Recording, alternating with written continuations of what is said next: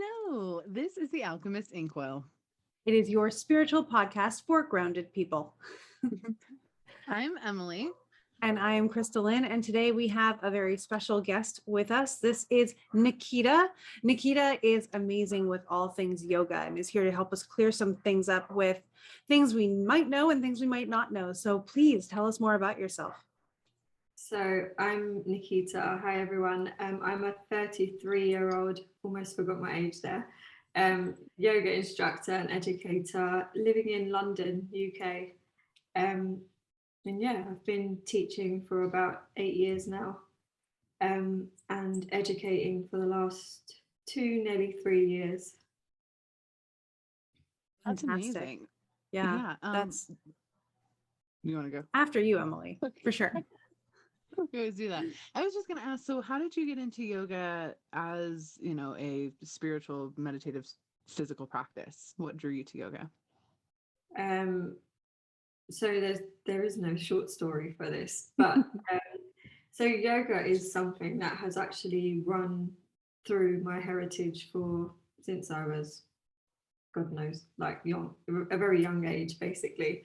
It's a part of who I am because I've grown up with it, being that my parents and grandparents have taught me and my siblings it from a very young age. So although it wasn't the yoga that you see nowadays, which is usually the physical aspects of asana, it was more of a form of devotional, which is called bhakti yoga. So we would chant and do prayers, and this is the type of yoga that was passed on to us from like my granddad. He would wake up at 4 a.m. every day, pray to deities, and also like chant, and he'd also write stuff down. So like one of the forms of yoga, of meditating, is writing stuff down, and it's called likit. So when we write stuff down, it's also a form of meditation, if you repeatedly write stuff down. So this is something that he used to do, and I used to do that with him when I was younger as well. So although it's not what we see nowadays, it is yoga, but the other elements of yoga that are less spoken about nowadays too. And so yeah, this is like the yoga that I was used to growing up. And it's weird as well because it's not the yoga that I wasn't told that this is yoga as I was practicing. So because it's a part of us, it's not something that our grandparents or parents would be like, this is you practicing yoga. We would just know it as like mantras or praying or pujas, which are ceremonies, religious ceremonies. So it wouldn't be referred to as yoga. So when I initially came onto the path 8 years ago of the yoga that everyone knows now, it was actually because of a skydive that went wrong. So I took part in a skydive that I organized actually from a job that I was at the time. And it was a charity skydive. So I wanted to raise money for one of the charities that I held close to my heart at the time. And I'd done a tandem skydive where I ended up fracturing my lumbar spine. And I was told that the only way to fix it was to have surgery where they put screws in my spine. And because I didn't want to go down this route, I started to seek out alternative methods of healing. And a couple of friends had recommended yoga. And going back to what I was saying before, this is a yoga that I thought that I hadn't practiced yoga before. So I've come to it as anyone else would come to it now. And I thought, oh, I've never actually tried that before. Let me give it a go. So I started to like look at people on YouTube and practice that way. And I really found that it started to help the agony that I was in with the back injury.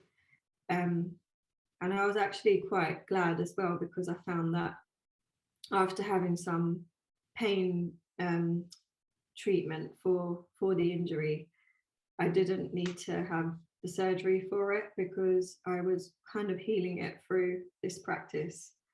And I also found that it kind of helped my mental health as well. So I've always suffered from anxiety and depression. It's been a running theme from a very young age, since about the age of 8 or 9. And it's come and gone like in bouts throughout my life. And I couldn't work out why, but yoga was helping subside those symptoms. And I didn't actually understand it either. I just knew that this is what helped it, so I continued. And quite early on in the practice, I knew where yoga originated, but something didn't sit right with me about how it was being practiced and portrayed from a Western lens. So I started to question it, but not speak up about it, because I also thought that to be a good teacher, you have to do handstands or the split. So I kind of set myself those kind of goals where I won't be able to teach a good class until I can do these poses myself. And I thought that that's what it was about. So I had such a narrow scope about it myself at first too. Yeah.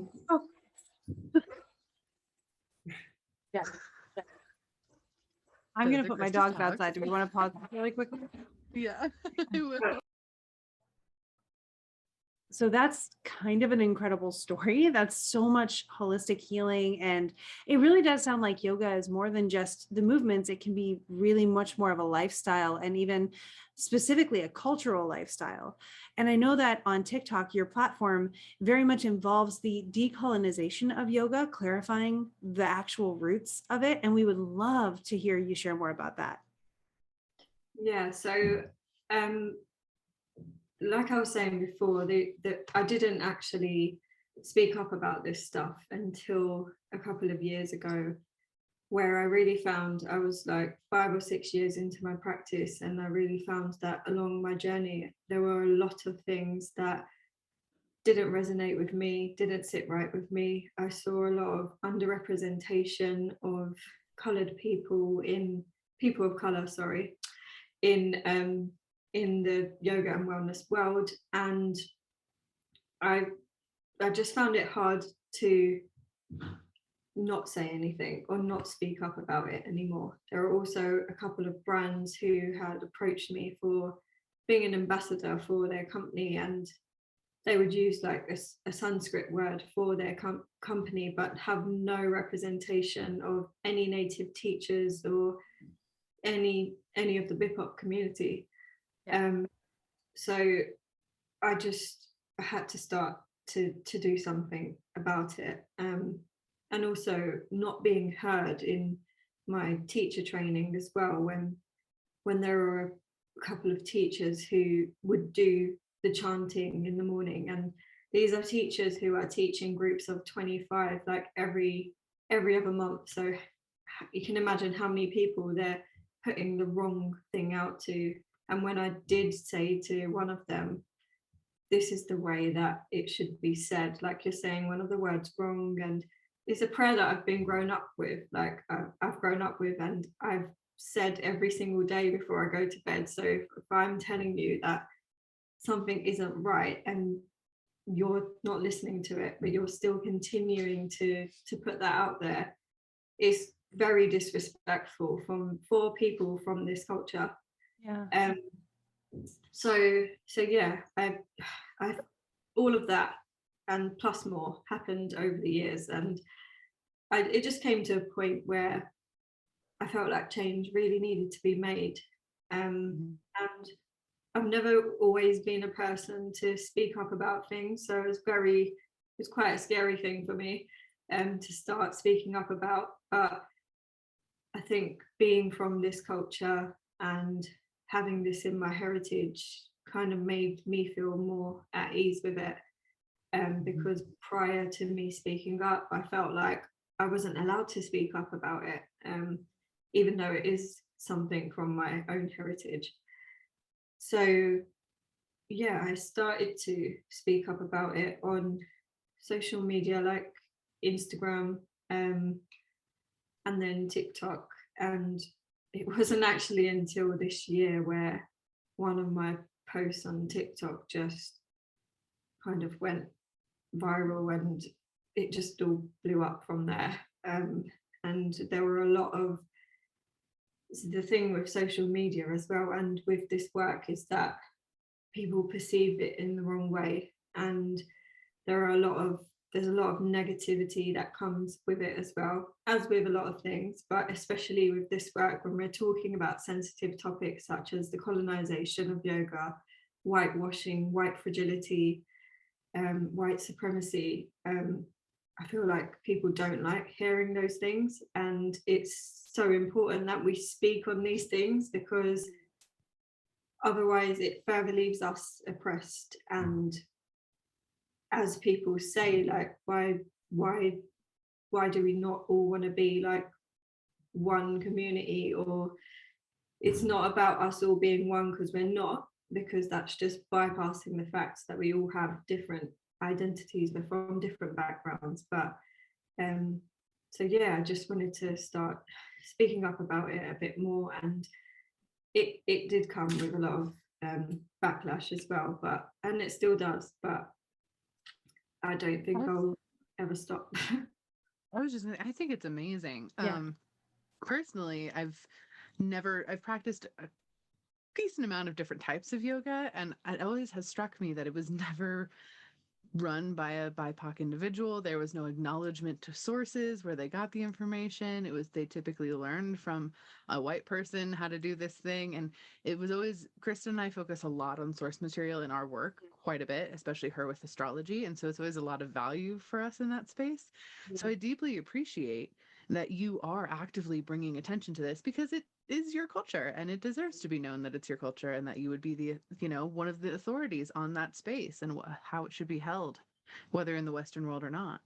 Yeah, thank you. And I think that's some of the problem as well, that so my account on TikTok has grown quite a bit, to the point where I see a lot of comments, and when I've looked at my analytics, 70% of that audience is from the US, and there have been a lot of people who have come to me in the comments being like, I didn't know that yoga was from India. Genuinely, I thought it was created by a white woman in the West.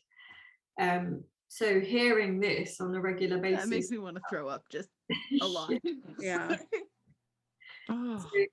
So hearing that on a regular basis as well, only makes me want to do this even more, because I feel like there's just so much wrong with the wellness industry, and there are still a lot of people just choosing to remain ignorant to what's going on, because they're so used to the way that they practice. And I'm not shutting anyone down for practicing the wrong way, but once you have learned the right way, or you're learning, you're hearing authentic teachers speak, then I feel like taking something from them would probably be very beneficial to your practice, rather than you practicing probably the wrong way and you not reaping the full benefits of this practice as well.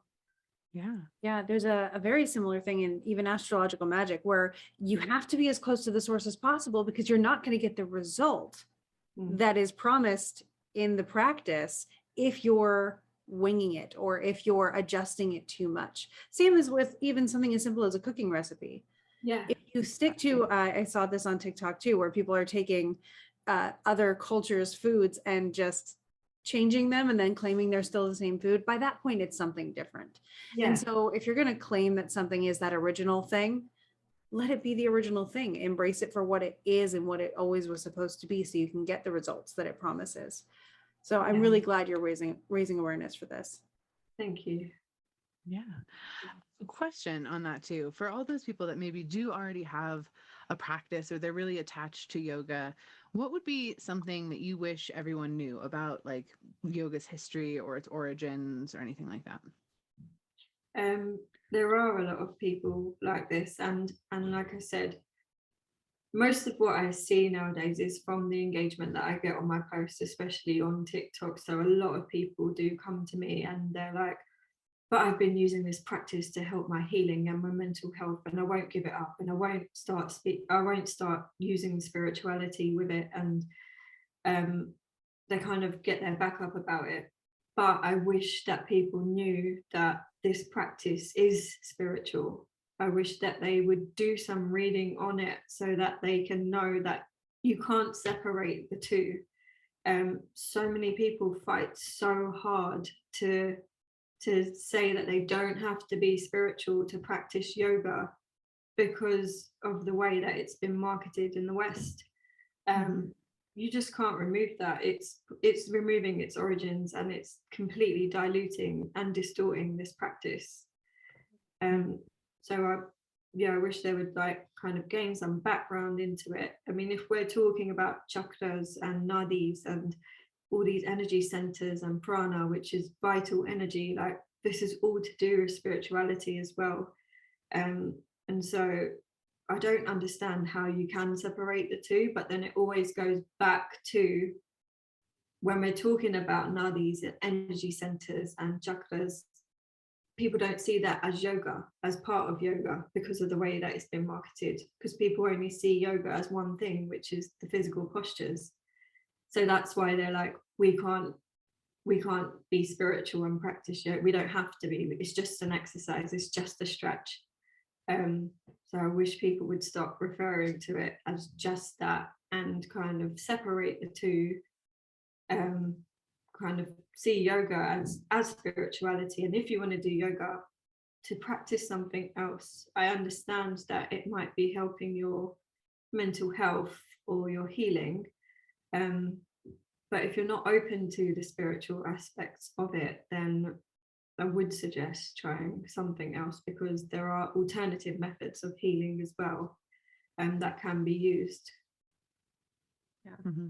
Yeah, absolutely. And I appreciate that you honor that it is such a spiritual practice, and you understand that it can help people for healing. But if they're not using it in its whole sense, they're healing less anyway. Like if they used it more spiritually, it would be better healing force too. Exactly. Yeah.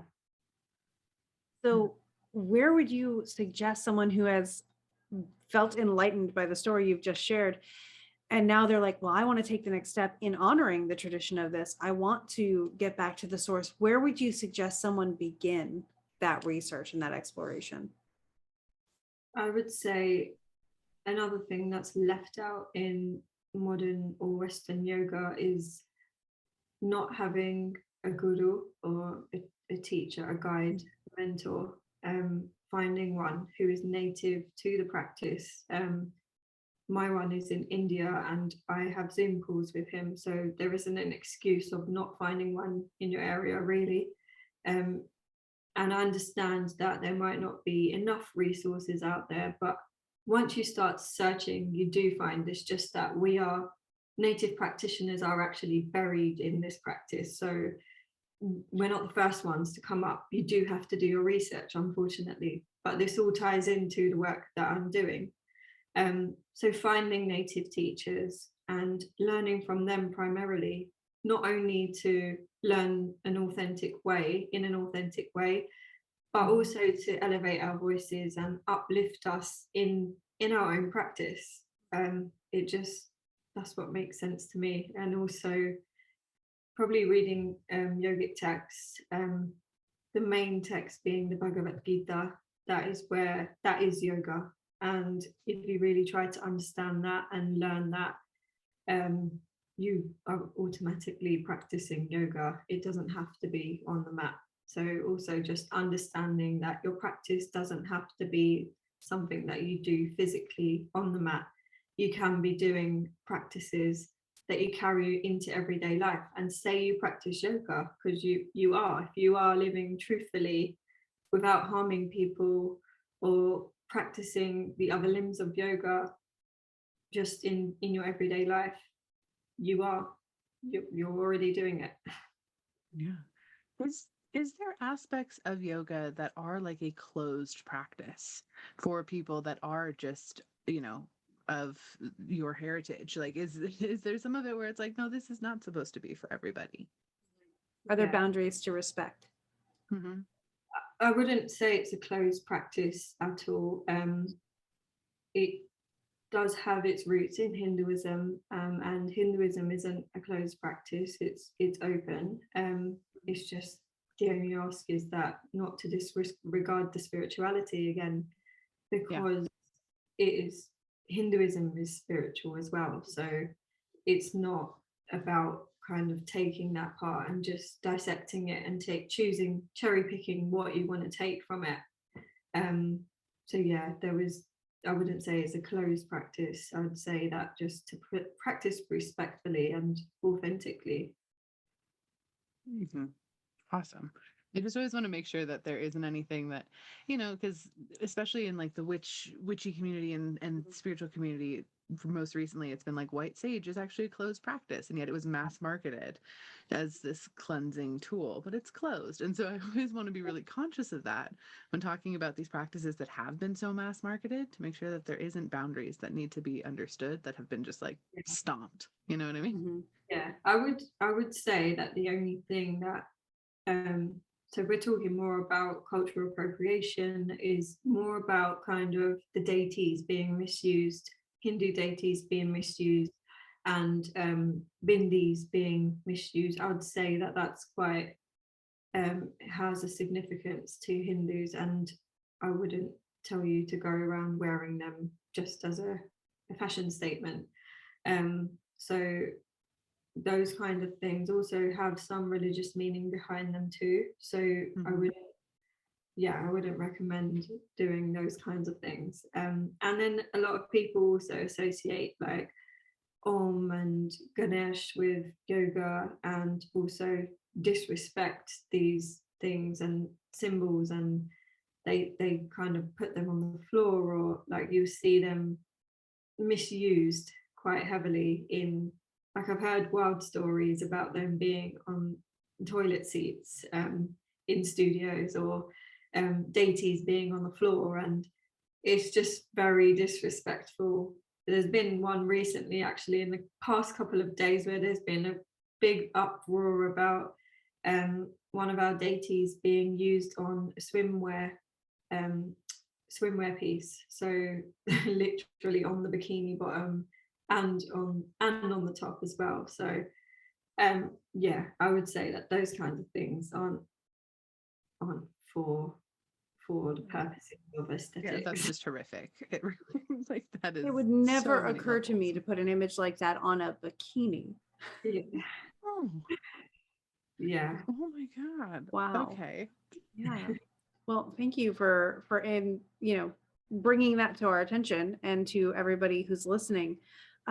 So would it be aligned with you to share a little bit more about the value of all of these things that are kind of, they have been taken out of context and appropriated? What are the true meanings, and how can our listeners and anyone who encounters this really honor and respect? I'm going to say the names wrong because I'm not very well versed, but the deities, and where is a great position for them, and how can they do better? So any deities, like, they should be on a shrine, or like they belong in temples, or even on a shelf. They should never be put on the floor. Or toilet. Growing up as well, like, something that my granddad also used to say to us, like, is that books shouldn't be on the floor or near feet either. So it's just kind of disrespectful to put them in those places. So kind of, just creating an actual space for them, as you would like with a flower vase. Like, you wouldn't find that on the floor. So yeah, like, just making sure that they're put in a good place, and used for their actual purposes.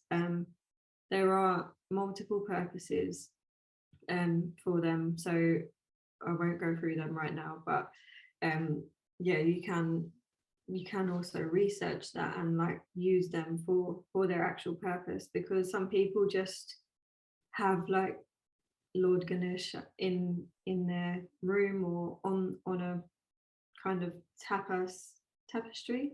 Tapestry. Mm-hmm. Tapestry.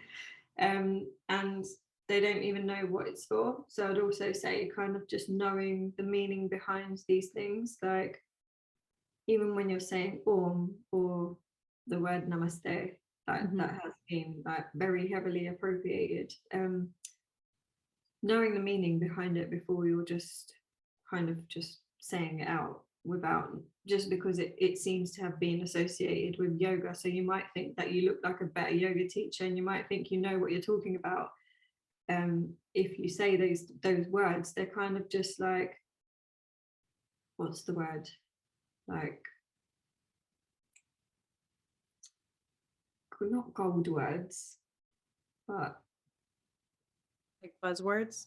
That's the one. Buzzwords for people who are yoga teachers, because they've heard it before. And also just being mindful of like how we're saying things and what we're calling things as well. So just on that as well, like a lot of people have learned to say the word chakras as chakras, and the actual word. Learned. Yeah. Yeah. I'm very happy to be corrected. Thank you. And a lot of people are kind of like, why can't you just let people say it the way that they want to? Because it just adds to the dilution of this whole practice. It's a Sanskrit word, and it should be pronounced correctly, or at least attempted to be pronounced correctly. I understand people have accents and stuff, so it's not to say that you shouldn't you should bring an Indian accent into it, or but yeah, just to kind of be mindful of that, and using Sanskrit terms in yoga. Like, Sanskrit has been removed from yoga so much in Western yoga that it's probably less associated with yoga than spirit, like how spirituality isn't associated with yoga, Sanskrit isn't as well. So these things are kind of adding to the dilution of the practice too. And I've had a lot of teachers as well kind of say to me like, but I find it hard to learn. But to me, it's an excuse, because a lot of teachers say Shavasana. That's a Sanskrit term. So why are we not using the rest of them where we can? It's also not my first language. It's a language that I've learned since I've started to learn yoga. So if someone from this background can learn it, I guess like anyone can. And if you have the passion about the topic, learning becomes a lot easier. So if someone's finding that it's hard for them to learn, maybe they're not on the right path to begin with. Emily and I both know that from our own experiences tangentially. Astrology has a lot to learn too, but if you're passionate about it, you find the resources, you absorb them, and it becomes easy because it's aligned. So clearly for you, it absolutely is. And that's amazing. Yeah, definitely. Is there, so yoga goes so far beyond just the movements, which so many people think of just, like sun salutation. That's yoga and there's all there is to it. So is there something simple or tangible or easy that you recommend people start doing that's outside of that practice, just to start easing them into understanding the depth that is the full practice of yoga in all its forms?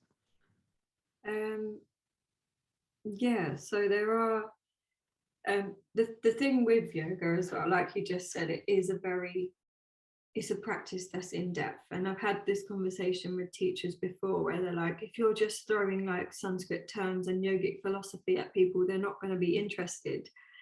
And on one hand, it's true, but then on the other hand, it's like, but this is yoga. So I feel like there's no running away from otherwise, again, you're not getting the actual benefits, or you're not getting the actual meaning behind what everything is in yoga. And I don't think anyone will ever get to the bottom of Hinduism or yoga, because it's not linear at all. And there's many layers to certain things. Like, you'll look up one thing and it will branch off into another 8. So there's so much to learn. I just don't think anyone will ever get it all. So I think it's just about your intention, and also kind of learning what you can from the sources that you have, but also kind of researching into the origins. So whenever you see something that you want to do with yoga, I'd say to look up if there is actually an original source for that. So by that I mean, like for an example, recently as well, there was on one of my recent TikTok videos, one lady was doing like this rubbing her nails, and she's yeah, did you saw it? I think I've seen that original video before. Yeah, and she was saying to use this as a hair growth technique. And so I stitched the video and I said, this is actually called Balayam yoga, and it is used to prevent hair loss and for hair growth as well. And whatever it was, I kind of just put out the actual name of it. But I think if someone who was new to that video kind of just Googled rubbing nails in Google, they would get like a rubbing nails exercise for hair growth and do it for 3 minutes and kind of that's it.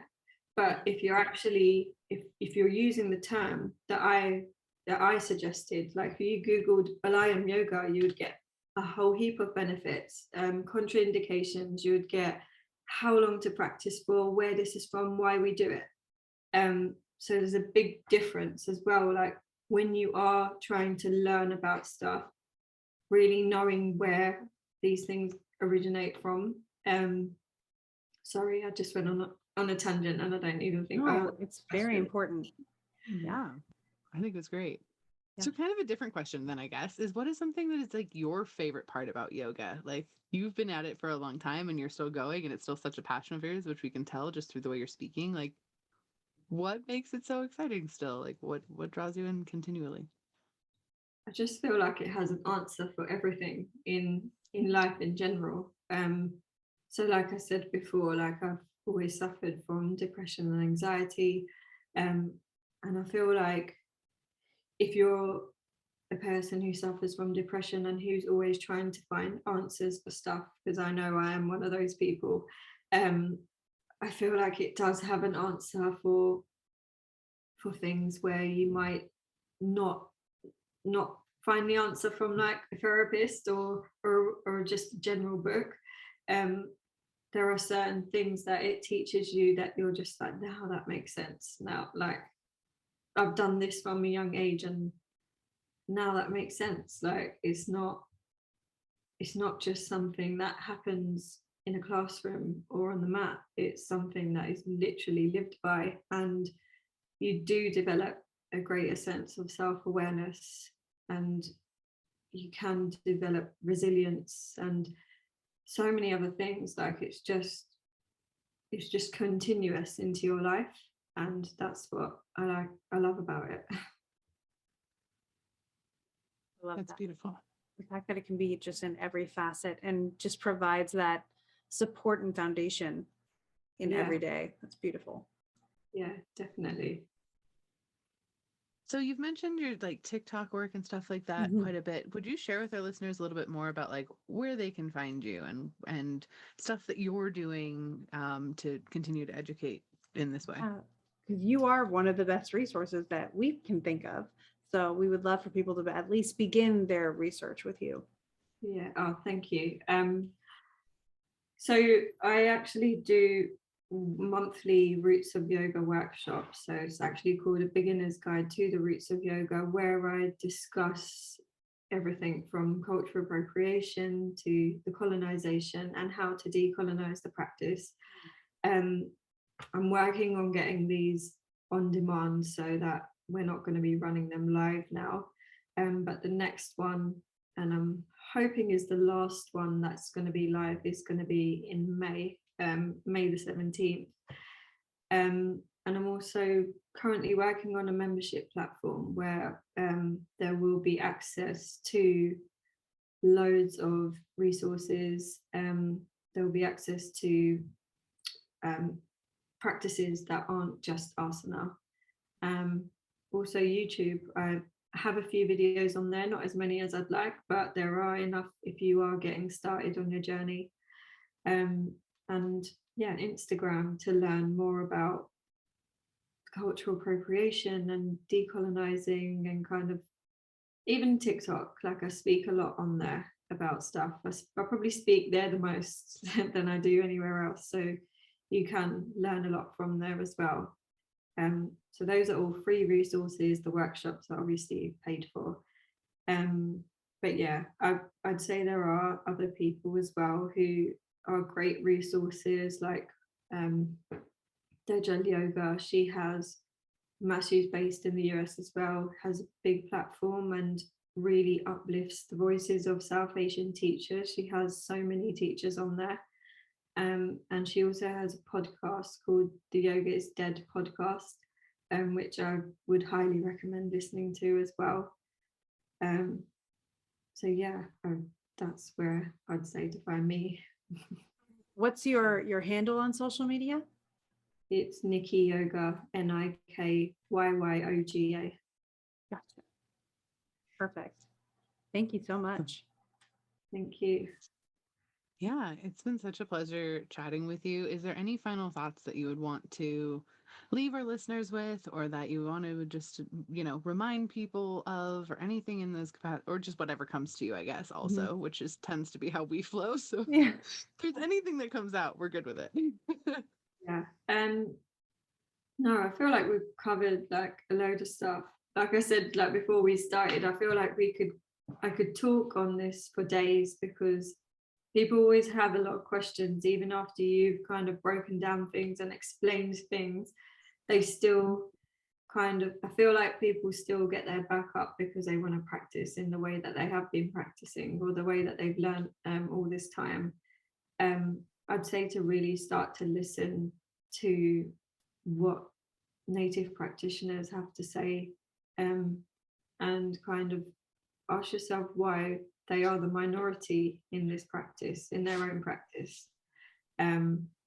Also start to learn from them, because I feel like you're not going to get a more authentic experience than you are from a native practitioner. Not just saying it because I am one, but I know if I was seeking alternative form of healing that came from Indigenous people, I would want to go to the source to learn.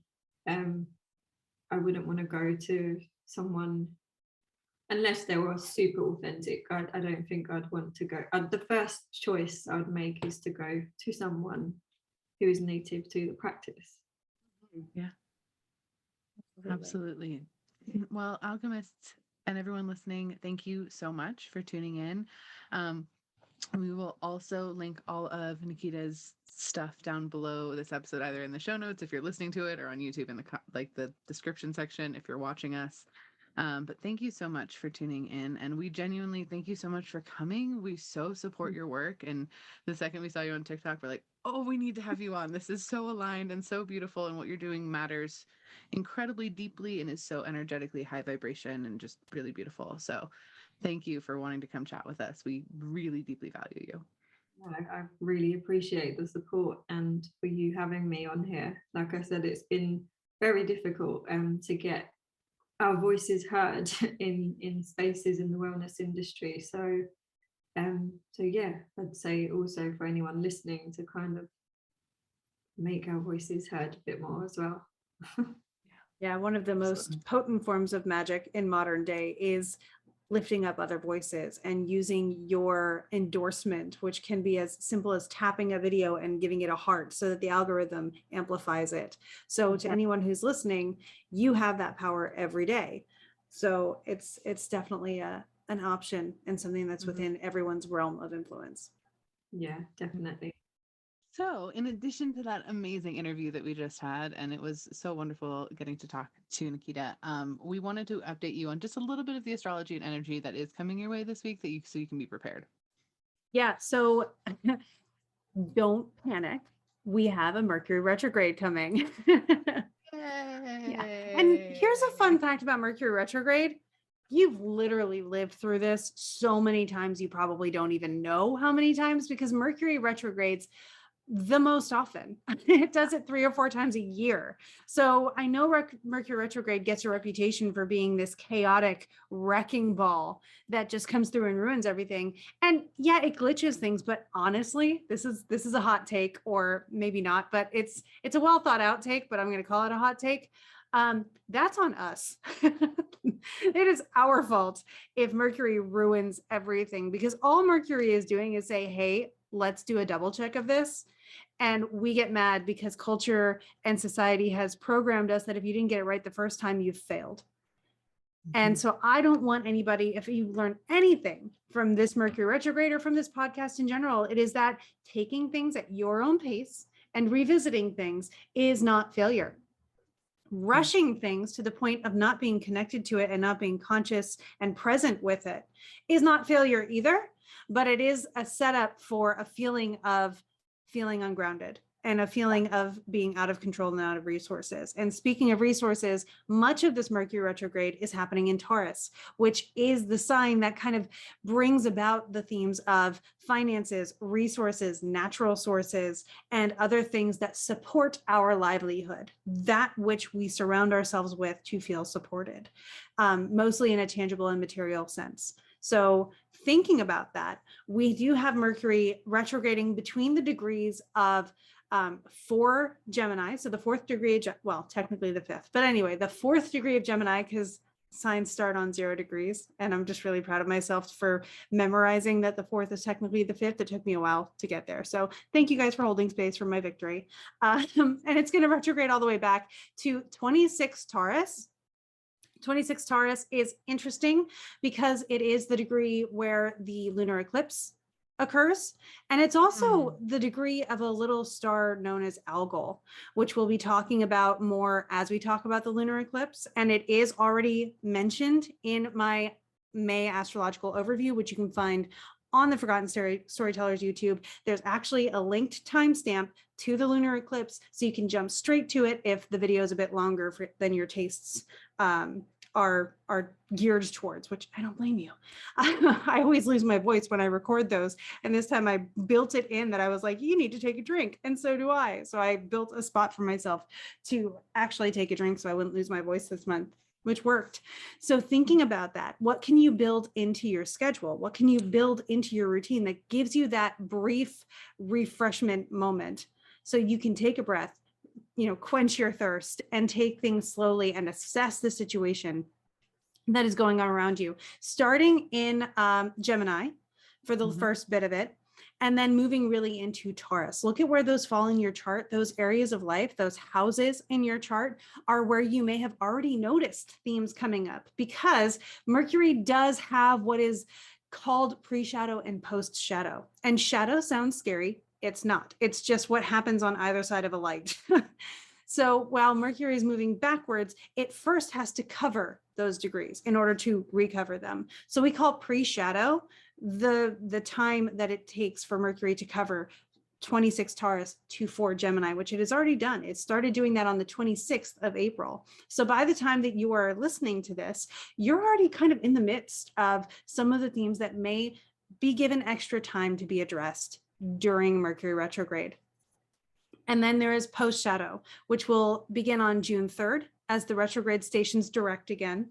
And then that will complete on June 18th as Mercury does a final run through of the degrees of 26 Taurus to 4 Gemini, and then continues to move forward. So that's Mercury retrograde. So what day is that officially going into retrograde? It officially goes into retrograde on May 10th. So April 26th to May 10th is the pre-shadow phase. It stations retrograde on May 10th, begins moving backwards until June 3rd, then stations direct again and moves forward and recovers those degrees through June 18th, and then moves forward on fresh territory or fresh ground in its domicile of Gemini. So really the only thing left to talk about is general themes to avoid or to keep in mind during the retrograde. This is one where I would say don't make huge purchases unless you want them to take a while, unless you want to be able to revisit them and you want to set yourself up for the opportunity to be asked to look at it again. I know someone who started a job during Mercury retrograde. And they shared with me that it wasn't a bad thing because every Mercury retrograde now, they get revisited with their contract. And sometimes that means giving themselves a raise or redefining their job description. And so that turned out to be a good thing for them. They get to revisit and revise the contract that they established during Mercury retrograde. That kind of stuff can happen.